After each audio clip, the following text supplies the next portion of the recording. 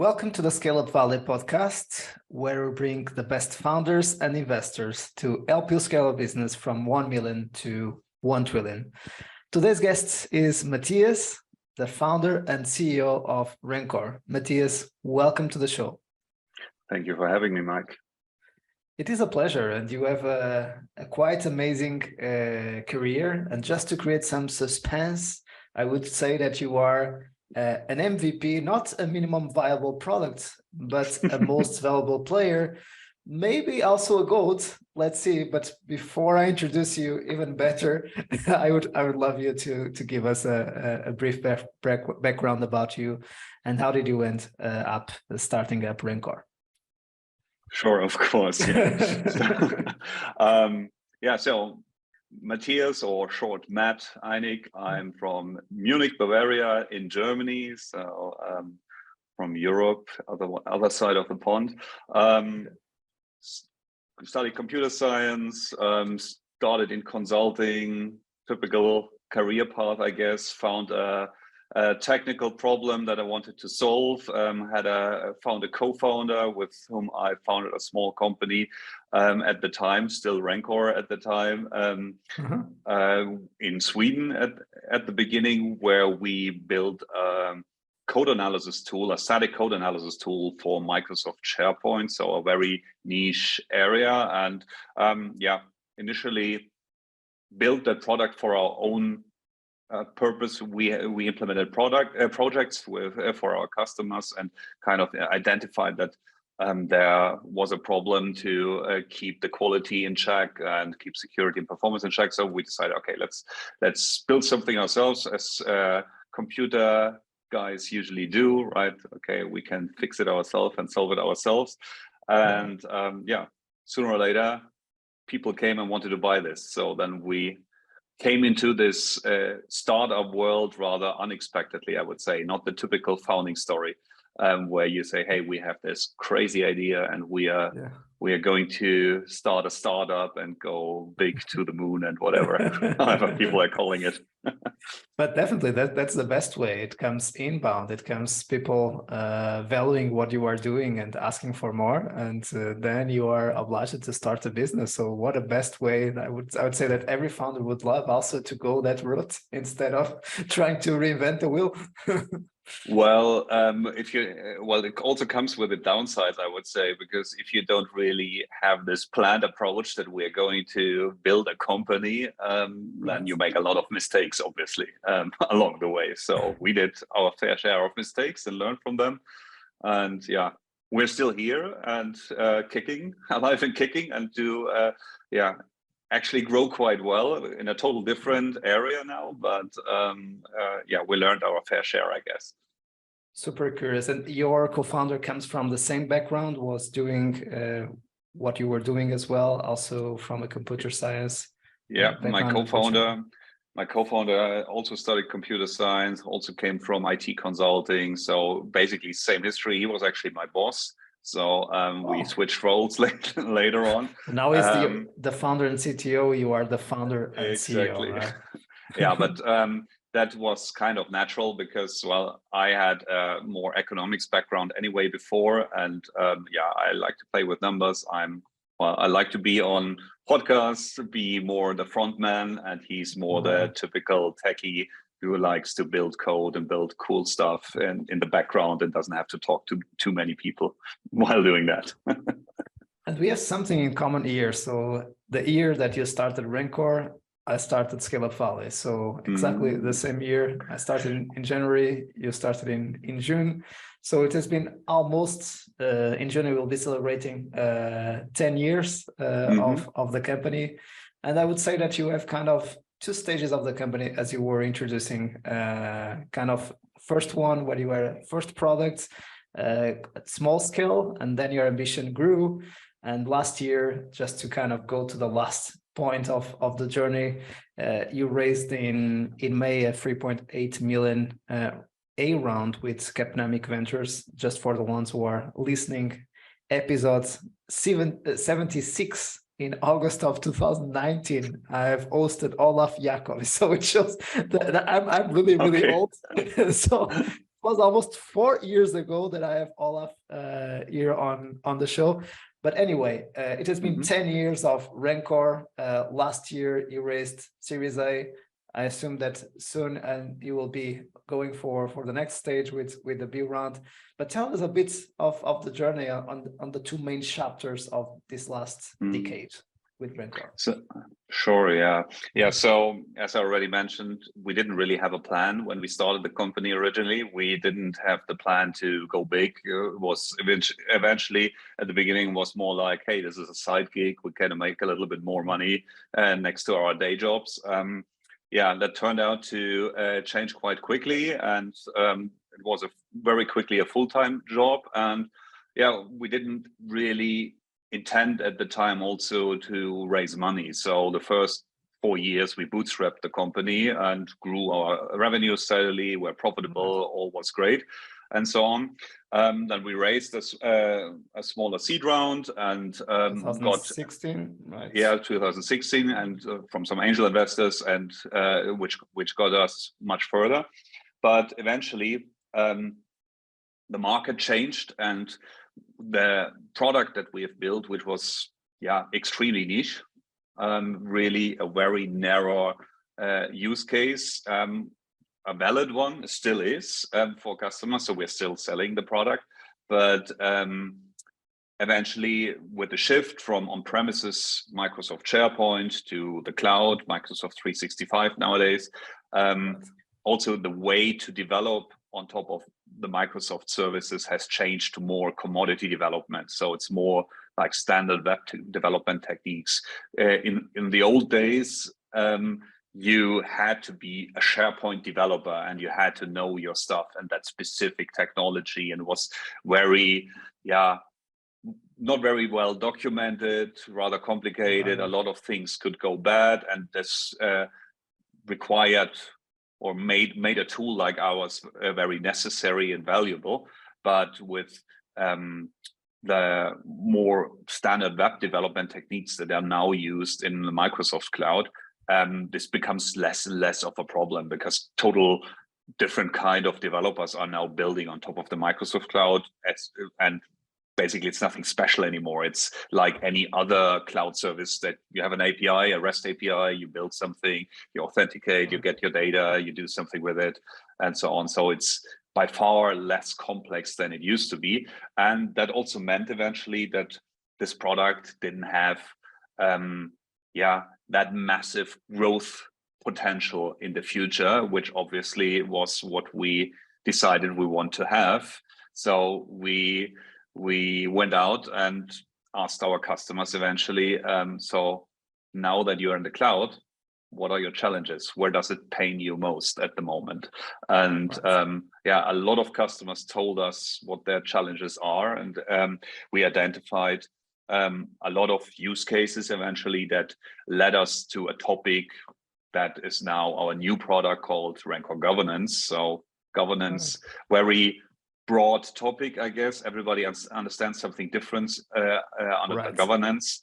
But the challenges or use cases that we discovered, we realized, okay, they fit very well under the governance umbrella. So we used and still do also the old product to fund the development of the new product, which is quite a positive approach in building a new product, I would say, compared to getting venture funding right away. So we could build the product, validate the product, go to market with the product, and so on before we raised money, and had the existing revenue from our legacy business, if you want, to cross-finance that go-to-market approach. And that is, of course, easier than quite amazing way.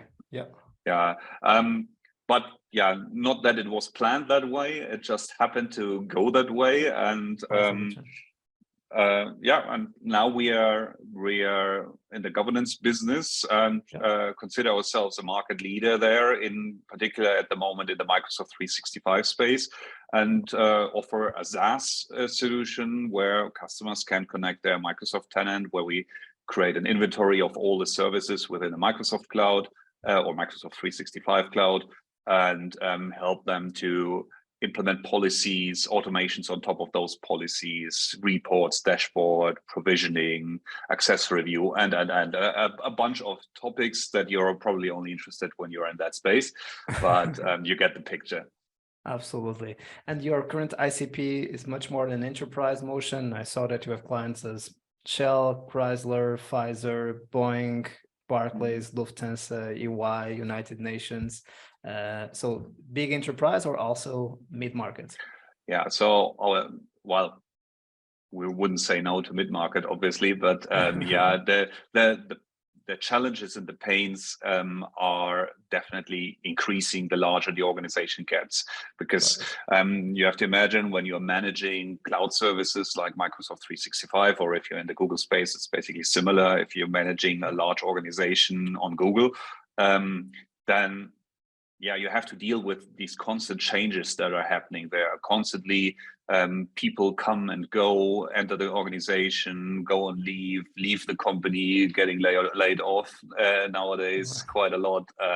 And yeah, also within the organization, there's constantly change, like reorganization, carve-outs, mergers, and so on. And that brings a lot of challenges with it, because these people who are working in these companies are collaborating on documents in collaboration spaces like SharePoint or Teams or Slack or Google, and give access to files, to data, and so on. And somehow this needs to be maintained, and the life cycle of that data and all these resources around it that keep that data somehow need to be managed throughout that life cycle. And usually somebody who's getting laid off doesn't really care what happens to the data that he owned. So getting this kind of information out from an IT service management perspective, and also maintaining it in a standardized and automated manner without having to look into reports, looking one line by line. Okay, what's going on there? Okay, let's move this left, this right, this that bucket.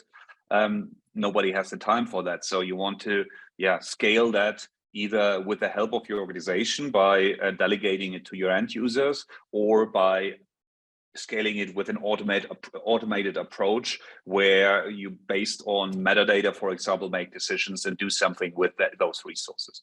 And this is where we come in with our solution. Got it. Hope that makes sense.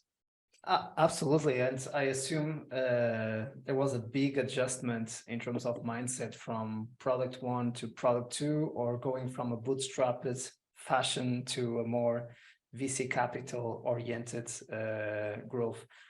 What sparked that adjustment or change of mindset? Was it really the opportunity, the feedback that you were getting from the customers, personal ambition of the founders? What really sparked that inflection point of going in a more ambitious path? Because you said that the beginning was very accidental and very natural, spontaneous, moving one step after another, right? And first starting as a gig, then starting to pay yourselves, which was great, I assume, some freedom, and then wow, this might be something big, and we need to adjust in the new direction. Yeah. So in general, well, I would say, while eating, you you gain the appetite, right? So there was definitely the hunger for more. So we want to grow bigger, and we see a lot of value that we are creating, and a lot of know-how, and we have a great team. We have a very strong team also, with a strong bond. The size of the team, Matthias, now? At the moment, we're, I think, roughly 35 people, plus another 25 people externally that are also with us for many years already. So quite a strong team, and quite a strong bond also. And we saw a lot of opportunity ahead of us, and it would be kind of a shame to waste that opportunity. We have as a brand, from our history, with our historic product, also a very good standing in the industry. We provided a quality assurance tool and security tool that kind of brings gives also confidence, and would be also a waste to throw away that brand with the experience that we made. And also we made a lot of mistakes with the old product and our approach, and we wanted to redo things and learn from those mistakes. So I think that was certainly also a part. So for example, our legacy product was not a SaaS. It was initially not a subscription product. It was a buy product where you buy the product and then you own the license, and it didn't have maybe the stickiness that you would expect from a product nowadays. So to explain it a little bit, there is for a user, it doesn't really hurt the user if the user stops using it and 3 months later, so basically stops paying for it, and 3 months later he decides I need it again, he buys it again, and then he has nothing lost in between. And so you're lacking the stickiness that you keep somebody. And well, these are all core principles that many SaaS products now follow. You probably have heard that many times, and we wanted to use that also, and use those learnings also to build a cool, super easy to use, super easy to onboard software that gives you a lot of flexible options with very little technical background, create stickiness, create also the potential to deliver more value within the same product, and so on, giving you upsell potential, of course, also expansion revenue. So all these things are learnings that we eventually used in order to define, okay, how would a new product of Rencore look like, and how would it work, and how do we go to market with it? Right. Something super interested more on the go-to-market angle that you did super well was really to position yourself as a thought leader, being organizer of events both in Stockholm, Munich, also the European Collaboration Summit that you also led from 2017 to 2020. So it seems that at the time that you started the company, you started organizing also a lot of events around the SharePoint community. So in positioning yourself and the company as thought leaders in that space, I assume, and I'm seeing this again and again and again, when we are able to become thought leaders and create a category, and we are able also to attract leads inbound, it is much easier to start creating credibility and then scale up the business via adding outbound partners. And the second component that I think is really, really important here is really the power of the ecosystem, right? So you are developing a product within a very powerful ecosystem.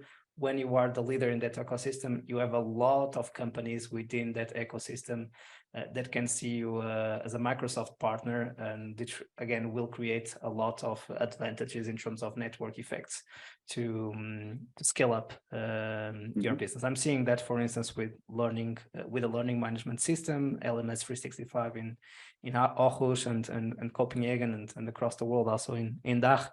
I'm seeing always and in other scale-ups the power of the ecosystem. So twofold questions, right? So what are some of your go-to-market lessons, how events and your thought leadership helped you to position Rencore and the company to provide inbound, and the second way, the power of the ecosystem also as a channel to scale up, right? So I have to admit, the whole events organization was not as strategic as it sounds or looks. But I love your vulnerability. Sometimes we like to sound intelligent. Yes, I was super visionary. I started that thinking about the long term. I'm a friend of saying as it is, so things as they are. Thank you for that. Now, so the whole organizing events, actually, so industry events, basically community events at the beginning, that stemmed more from a personal desire that I like doing that. So in my previous life, before I studied computer science, I was learning hotel management assistant or a hotel management apprenticeship. I don't know if you have something like that in Germany. We have that. So before I studied, I did a couple of years apprenticeship in a hotel and was doing event organization, and Got it. that kind of was a lot of fun. And I thought, hey, I can combine that experience with the technology, and in particular the Microsoft and Microsoft SharePoint ecosystem has a very strong community, a technical community, and a lot of people who are very active and travel on their own time for their own money to conferences and speak there free of charge, and just spread the word about technology, and just like doing that. And I was, or still am, one of those guys. So there were times where I was, I don't know, at 30-40 events per year where I spoke and held sessions, and knew, of course, also a lot of the organizers of those events. And then I at some point thought, hey, why not? I can do that as well. So I started an event in Stockholm, which grew to 350 people attendees per year. Then when I moved back from Sweden to Germany, I did the same in Munich. So I ran a second event in Munich, also around 300 to 400 people per year. And these were all community events, so free of charge, only charged by sponsors. And of course, I used it also to position Rencore as a brand, and myself, of course, also. And as it usually is, when you are very visible and very present in an industry, this kind of visibility rubs off also on your company, and you can leverage that in your go-to-market. And then I joined also the organization committee of the European Collaboration Summit, and I helped organizing. So I did that not on my own anymore, alone. I helped that to organize that for 2 years, and that was like more than 2,000 attendees. But admittedly, organizing a conference with 2,000 attendees, that is nothing you can do for a long time on the side. And I had to make the choice at some point, okay, I can no longer do that and need to focus on my company. Long story short, it happened by accident and maybe out of passion, but it was very beneficial for the company to position ourselves and position the brand. And I see that also with other companies who are actively organizing industry events from their company with their company brand on it, building basically a community around their own company. And it can start small. It can start with 20 or 50 people, maybe a round table or whatever, with a bunch of customers or a bunch of consultants.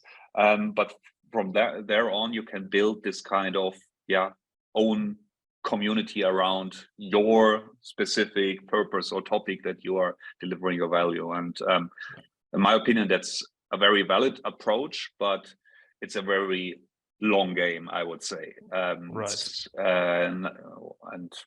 for us, it happened to be successful because we are already around for quite a while and didn't do that with the intention to go to market 8 years later with a new product. So no, and that's important. We always discuss the importance of starting with content marketing, position yourself, of course, also trying to use paid marketing, but very careful to ensure that we are not buying traffic, that then it will become difficult.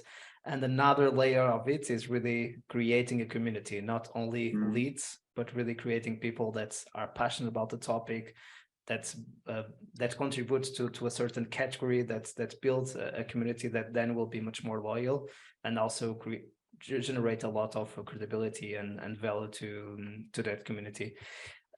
Did those events help it from an inbound perspective, or your motion has been more outbound? So if you would say about the different channels of your go-to-market motion, what is working better for you, or is it the power of the channel, as we were discussing before?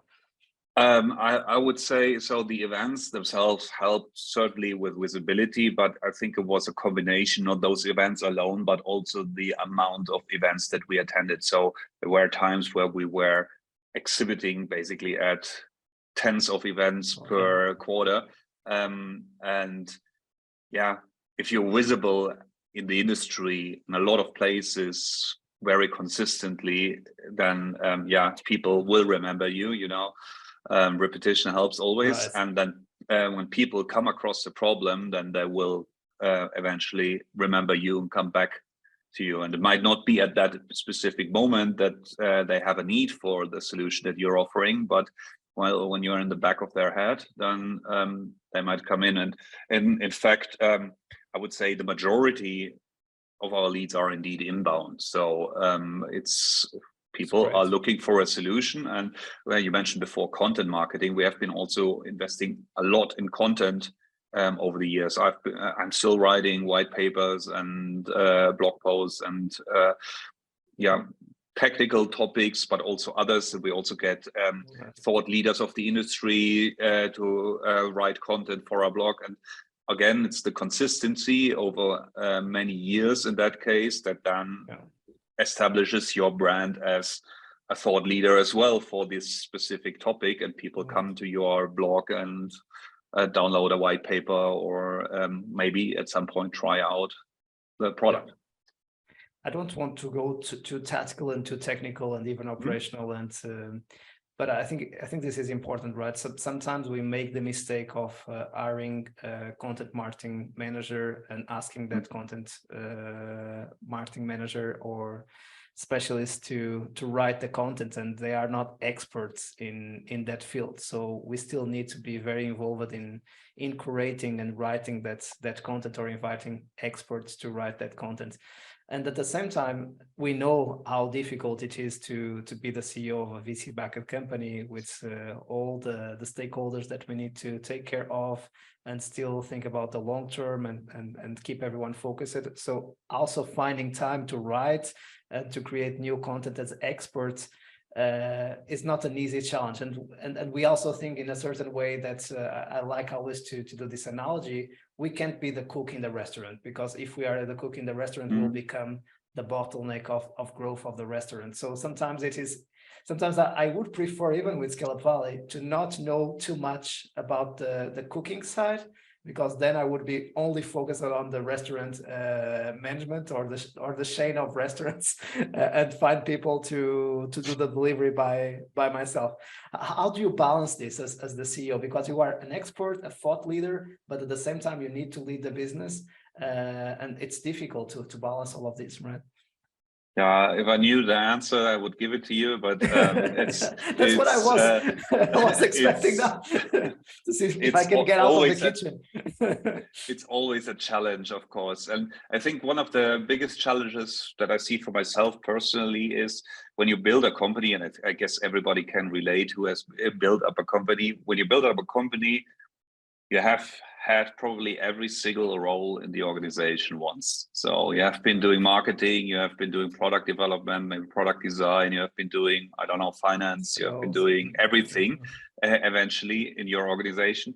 And getting to a level where you can just hand that over, delegate it to somebody else and let it be with that and don't intervene is really, really hard. And I have to admit that I'm still struggling sometimes at these things, and not necessarily because I don't trust the people, but because I'm interested in all these topics and I have opinions, of course.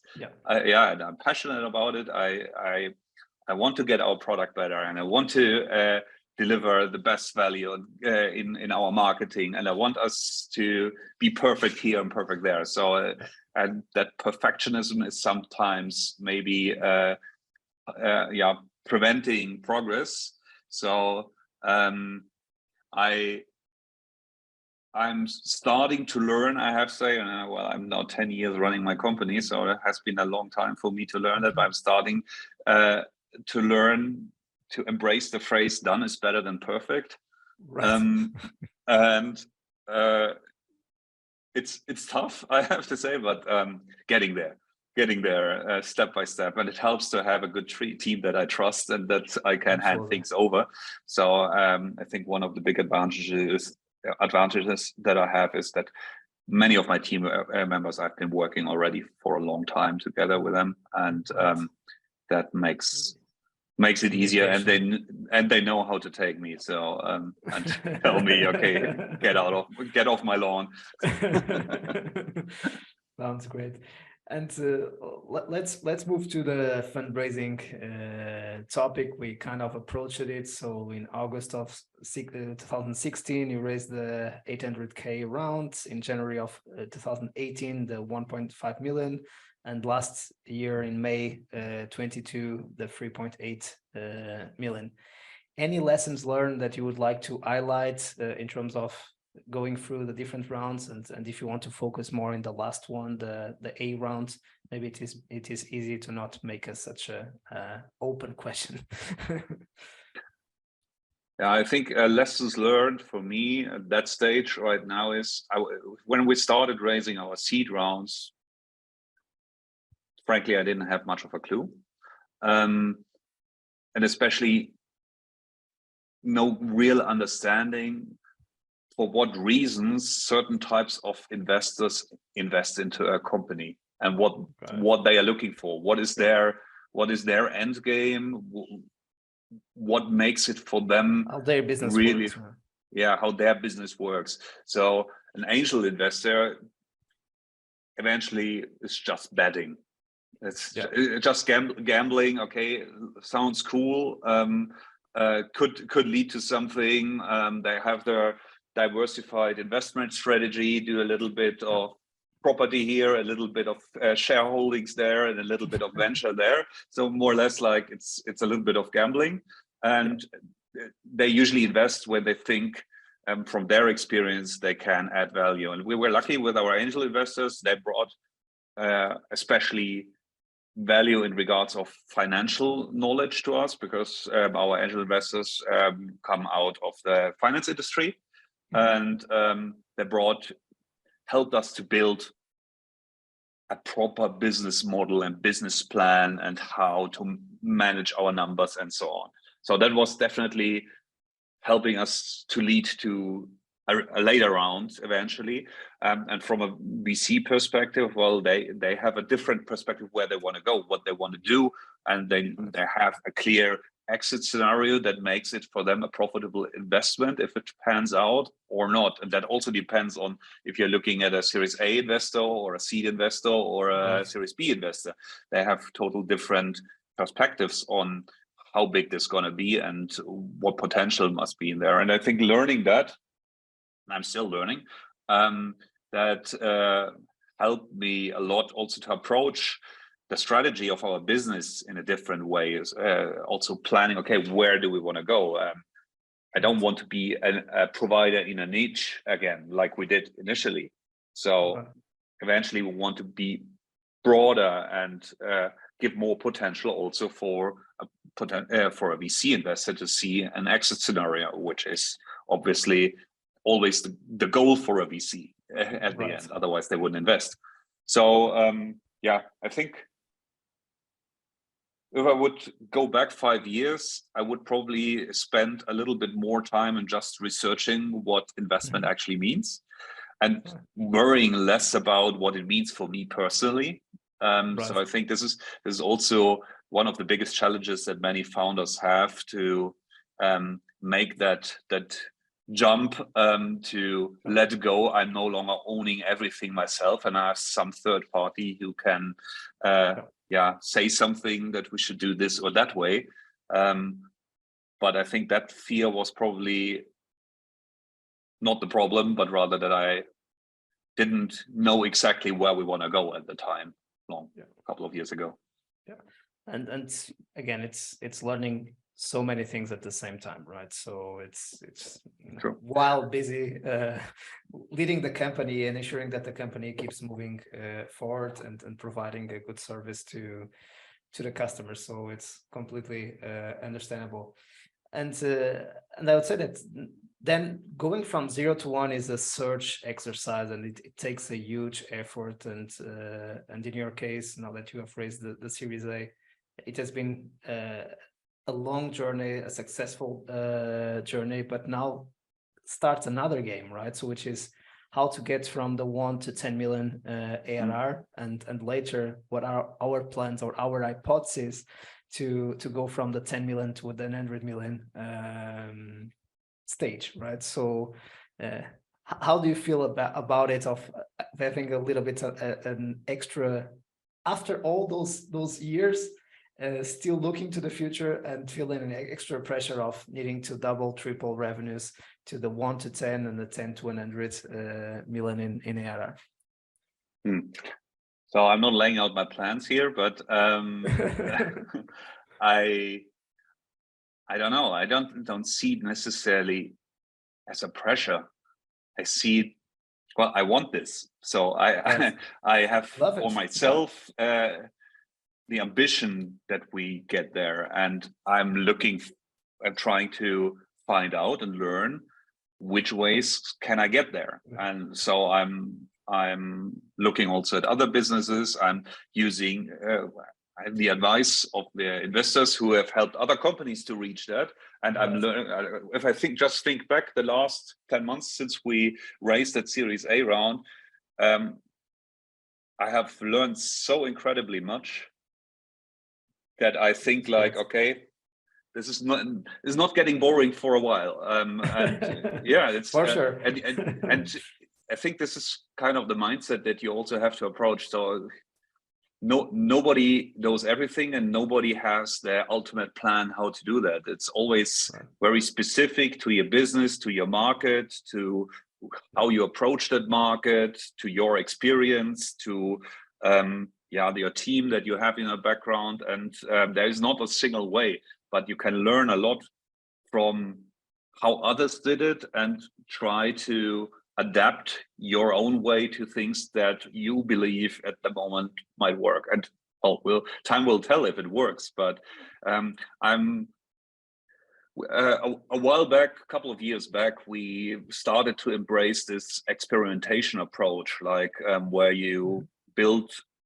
Basically, you have a hypothesis, you describe it, you describe, okay, what would validate my hypothesis in form of KPIs, or how can you measure the validation? And then you make a small project, maybe 1 month, to validate that. And then you look at the results and you use that again to iterate further. And it doesn't really matter if you validate it or invalidate it. In either way, you have learned something to iterate further. And I think this approach and this mindset is really, really helping in any areas of the business, that you're not having an idea and sticking to it no matter what, and thinking, I want this to happen, and that's why I'm going to do that no matter what's happening. I think this was maybe the Matt 10 years ago approach, but now I see, and we also try to promote that in our company for everyone, that, well, failure is not a problem. If you fail, you just learn something that we can do better. And well, it's so, it's the standard term, fail fast, fail often. Right. Yeah, but it's kind of true. It gives you the ability to quickly adapt. Sometimes, on the other hand, of course, you have to stick longer to it. So some things are just not panning out so quickly. If you have a new marketing strategy or so on, you might not see the results within a month. Exactly. So like we are implementing a content marketing strategy, and then you don't see after 1 month you don't see your visitors rise. Let's stop the initiative. Then let's stop right away. Well, some things just take time, and then you have to be aware of that. But there are many places where you can use this kind of experimentation approach, and that helps you a lot to quicker move forward and make better decisions eventually. Right. Makes a lot of sense, and definitely I think that the difficult part there is really to understand if we should persist or we should change direction and change gears and stay detached. Again, passion is amazing, but then passion sometimes can blind us because we are so attached to that passion. That's why it's called passion, right? That we are not able to think rationally about it, and combining both, because also if we only think in a rational way, there is no passion and there is no why to keep persevering in a certain direction. So combining both is really complex. I know that you love, of course, this category of cloud collaboration governance, and that's what you are doing with Rencore. I appreciated what you said. I'm from your school. I like to pick a niche and to stay focused, and investors also like that. But sometimes we need to start opening new segments and going for a total addressable market. And hopefully that niche is a niche that is growing, and it will become a very large market, and we are the leader in that niche.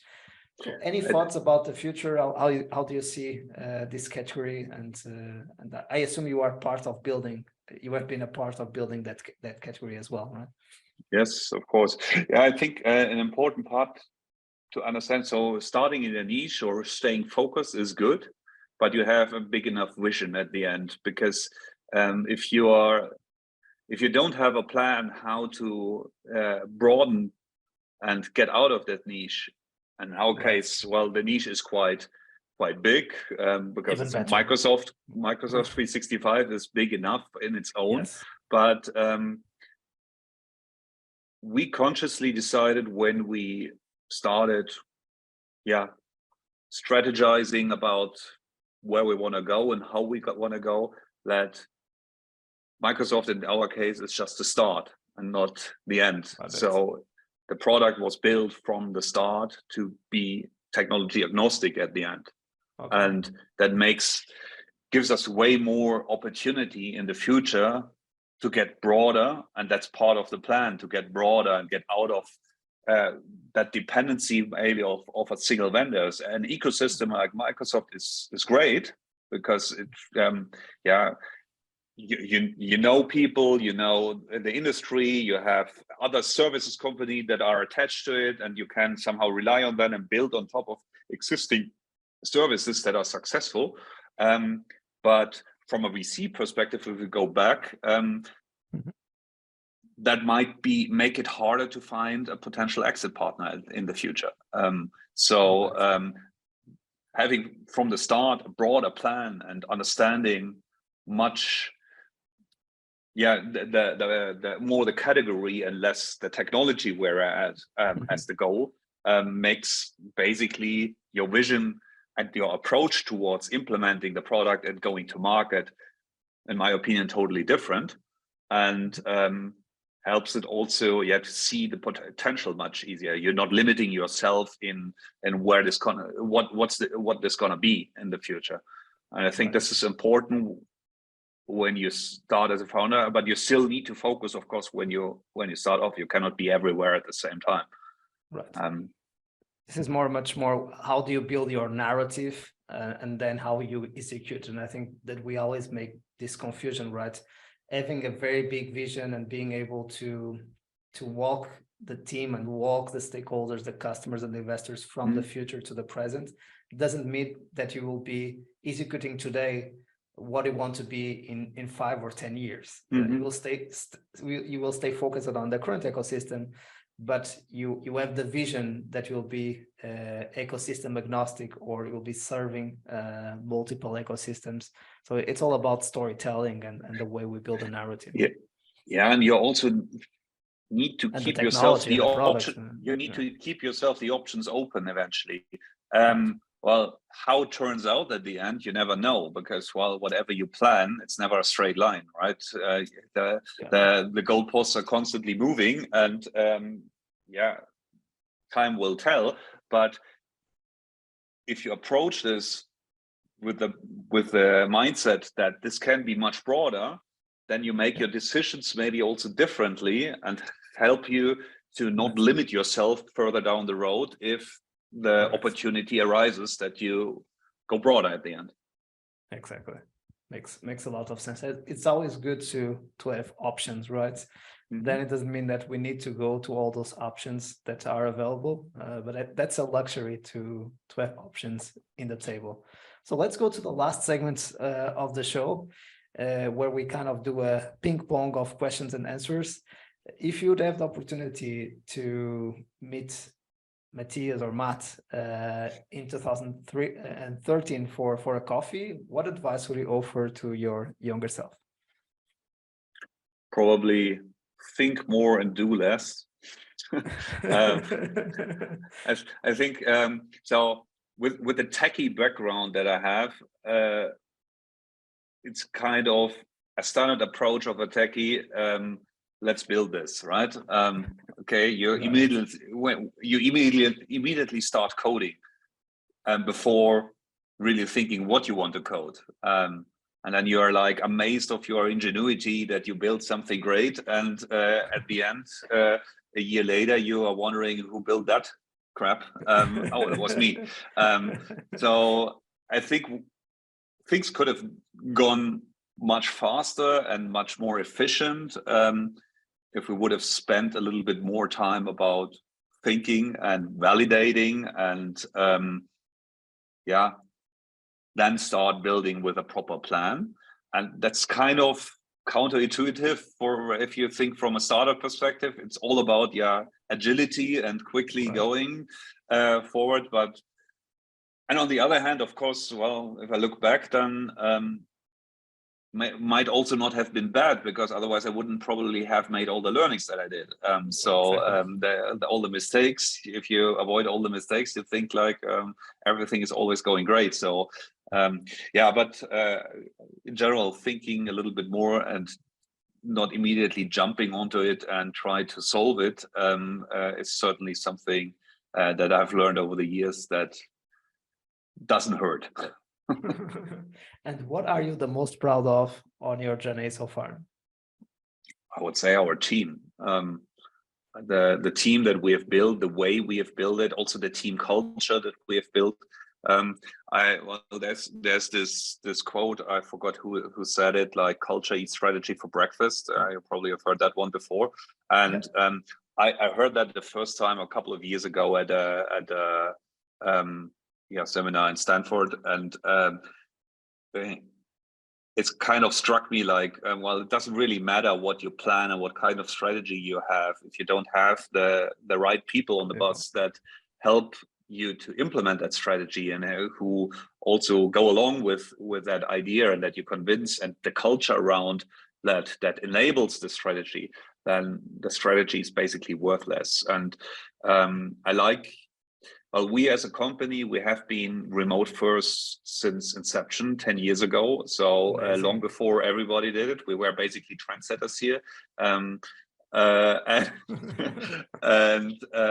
That kind of shaped also how we work. So we have for ourselves values that are not just written on the wall and nobody reads them, but actually values that we try to live every day.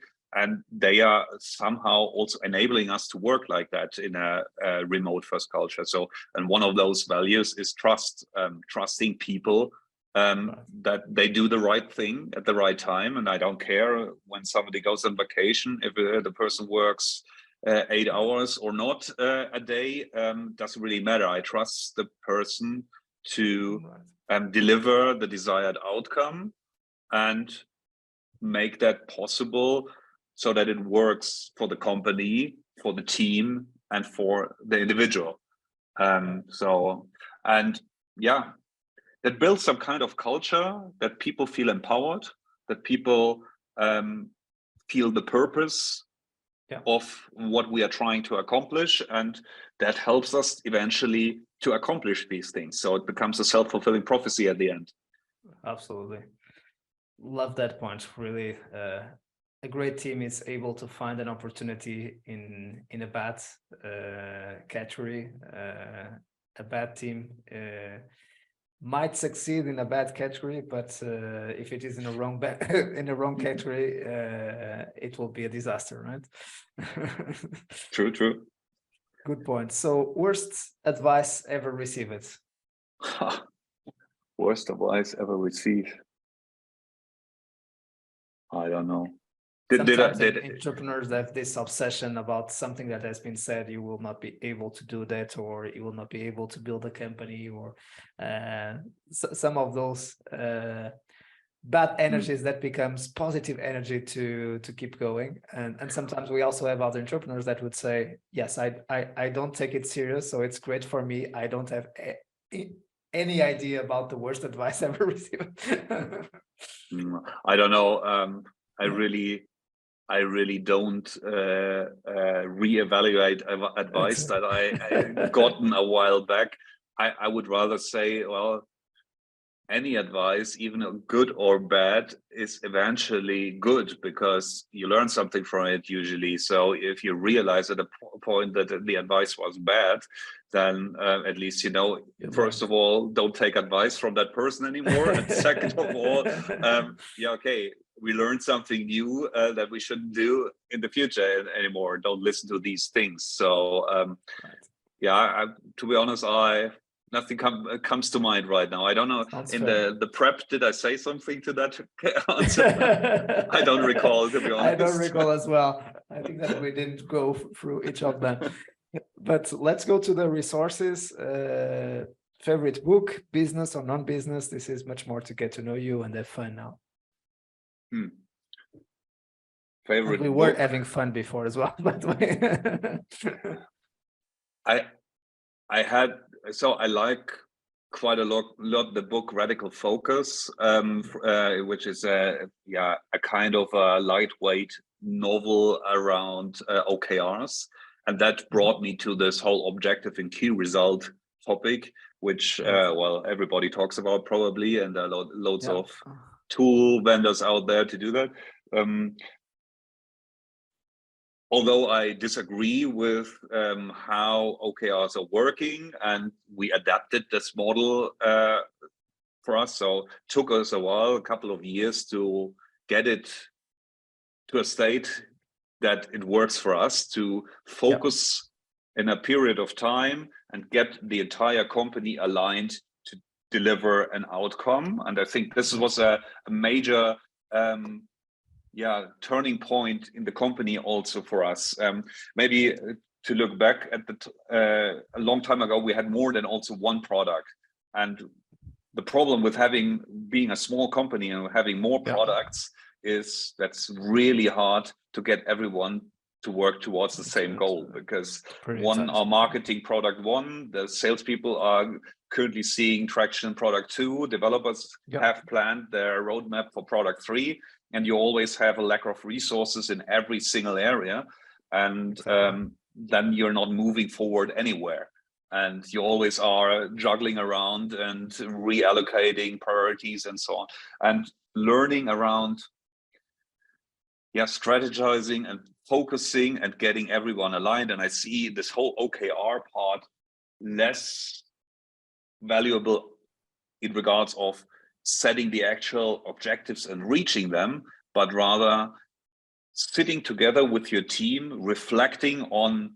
the last iteration, the last term. What did we plan? Why did it not turn out as we planned?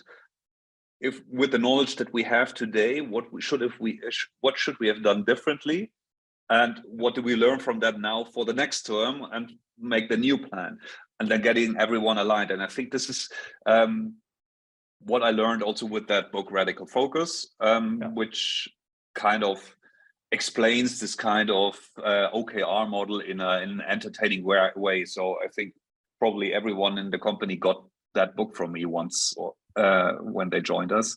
I'm not doing that anymore because we are shifting away from OKR in that sense, but I still like the book.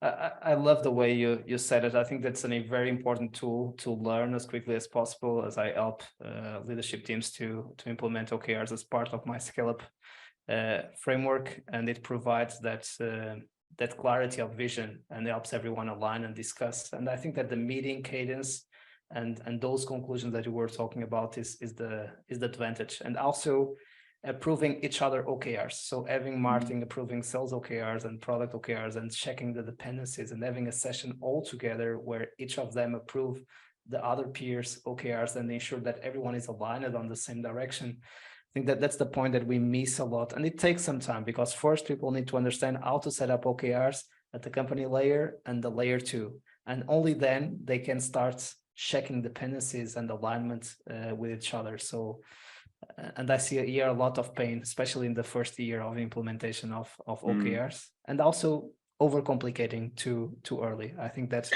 you said it correctly. We need to adapt the tools to ourselves instead of being super rigid about implementing the tools. If not, we'll be slaves of the tools, right? True, yeah. When we started first, we immediately got a tool. Well, Techie B thought, okay, tool helps, right? So we got a tool, was an absolute overkill, frustrated the hell out of the people. Yeah. And I always started with a spreadsheet. That's why. Yeah, and then we learned, and then we basically only had company OKRs. Yeah. And then we learned from the company OKRs that not everyone could relate to those. So now we are back to, okay, with departmental OKRs also that align to the company OKRs. And yeah, well, I think it's a journey. I would say OKRs is definitely not the solution for everything. But what I like about it and the way we adapt it, so it's not called OKRs for us anymore. It's now goals, KPIs, and initiatives. And the initiatives are basically more or less tasks or to-dos, and it's like top 3 initiatives that contribute to a KPI or a KR that contributes to the objective, which is a goal for us. So it's just different wording eventually. But an initiative is something where people can relate much more to, where they see they can contribute to. And I think this is something that we have learned and that helped a lot. Love it. And we are coming to the end. We will let the favorite movie and series and the favorite podcast for a new episode for you to share the next chapters of your journey. Matthias, it has been a pleasure to have you on the show. Thanks so much for making the time. Thank you very much, Mike. It was a pleasure for me too. And to our community, thanks for being there. We keep bringing you the best of the best to make your life a little bit easier as you scale up your business. See you soon and keep scaling.